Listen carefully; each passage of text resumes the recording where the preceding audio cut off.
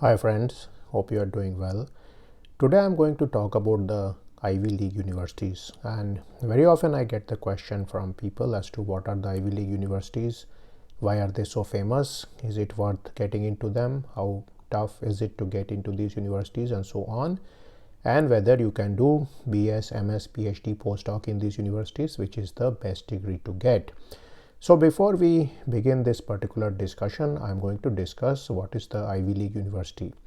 And essentially, the Ivy League is a collection of 8 private research universities in the northeast of the United States.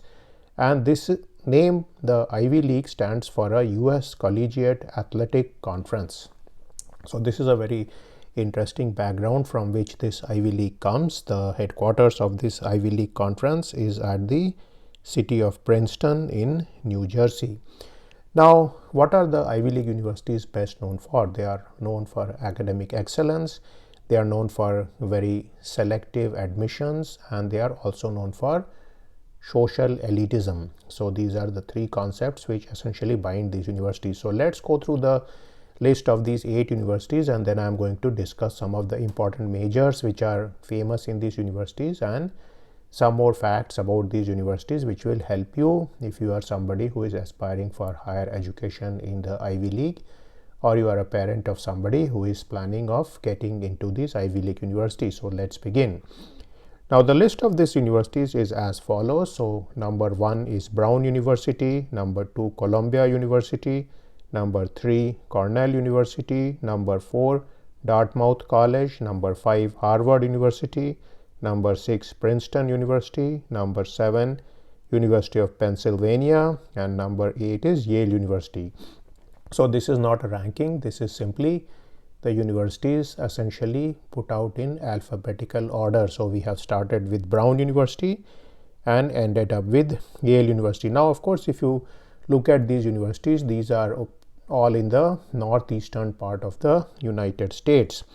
Now let's discuss some of the popular majors in these universities. So majors, I mean essentially these are the subjects which people study when they do their bachelor's degree there. Now of course the bachelor's degree is the most popular degree in any university, particularly in these universities. So let's look at these majors.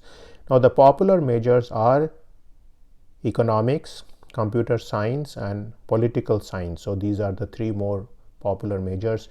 Of course, we can clearly understand computer science and economics, both are majors which are very practical, which lead you to some kind of job and so on. But the interesting thing is political science, because what often happens is that a lot of the elite in terms of political people in the US essentially come out of this Ivy League situation, and I would say not only in the US, sometime also beyond the US. So you will find that many of the US congressmen, senators, and different people in the foreign services, they often have been to these Ivy League universities. Now, beside these 3 majors, the next important majors are biology and mathematics. So these are essentially science majors. These are also very popular.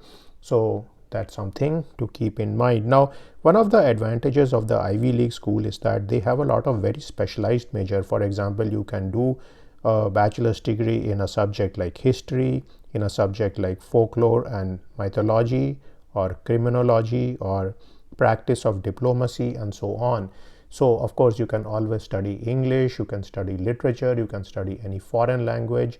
And so you will see that these universities tend to focus on liberal arts. They essentially make you a well-rounded person, somewhat of a modern day Renaissance scholar. So what often happens is that these people are very well suited for political roles, for officers in the foreign service, and also to work later in life in think tanks, maybe in important decision making bodies, and so on. So essentially, if we think of life in terms of fame, money, and power, many of the time these liberal art major will lead you to the power side of the equation. It's not so much focused on money, which is more of the Silicon Valley side, but also do remember that many of the business people also sometimes come from some of these universities. So these kind of degrees can be a launch pad, for example, for a career in law or for a career using an MBA. So many a time people do MBA degrees from these universities also. Now, like I mentioned, the competition to get into these universities is very difficult. For example, at the bachelor's degree level, there is only a 3 to 4% admission rate, so it's quite competitive process to get in. And beside this difficult admission rate, which is often based on the GPA you have obtained, the high school you have gone to, the SAT, ACT scores, and so on, they also rely a lot on your background. So you need to make a case as to why the education in these Ivy League schools is going to help you. And do remember that many of these schools have a very large endowment. So if you are somebody who can make a case that you bring a certain diversity, you bring a certain kind of mindset to this curriculum or to the course or to the class, then you can often get financial aid even for doing a bachelor's degree here. So do remember that if you are coming from a relatively poor background, if you are coming from a background which has a rags to riches story, or rather I would say a rags to less rags story, you can often make a case in one of these Ivy League university as to why they should give you admission, and this has often happened to many people before. Now, of course, do remember that there are certain concepts like legacy admission and affirmative action which are also important here. Legacy admission is the situation where people whose parents have gone to these universities, they tend to get somewhat of a preferential treatment when they apply to these universities. And the affirmative action is a situation where these universities essentially try to make the student body more diverse. So essentially they are trying to decrease the level of social elitism which is present in these universities. So again, they try to balance out these concepts of legacy admission and affirmative action.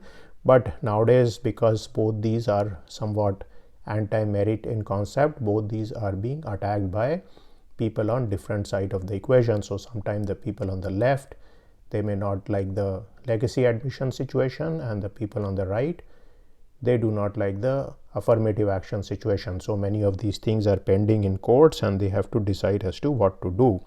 Now, of course, like I mentioned before, the problem of getting a bachelor's degree in these universities is rather difficult.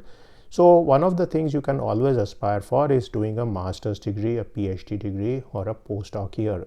Now these get progressively simpler because what happens is that I know a student of mine who was an assistant professor and applied to one of the Ivy League universities for the Fulbright scholarship and was able to get this scholarship. So again, these things become possible. If you get a scholarship, you can always think about how you can use it in a certain university, and you can decide to go to the Ivy League because that's certainly going to buttress your CV enormously. Do remember that CV first page is very important as far as most selection committees are concerned, and any of the Ivy League universities there is going to look good on your CV for the rest of your life.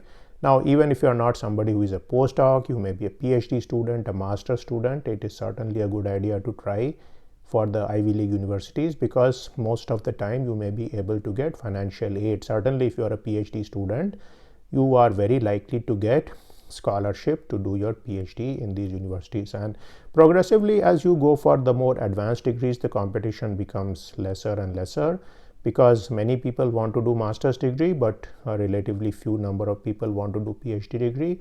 And in that case, they may apply to all the other good universities which are also out there, which are not part of the Ivy League. For example, they may want to apply to Stanford or Caltech or MIT or any other university. So it's certainly something which is of advantage to you.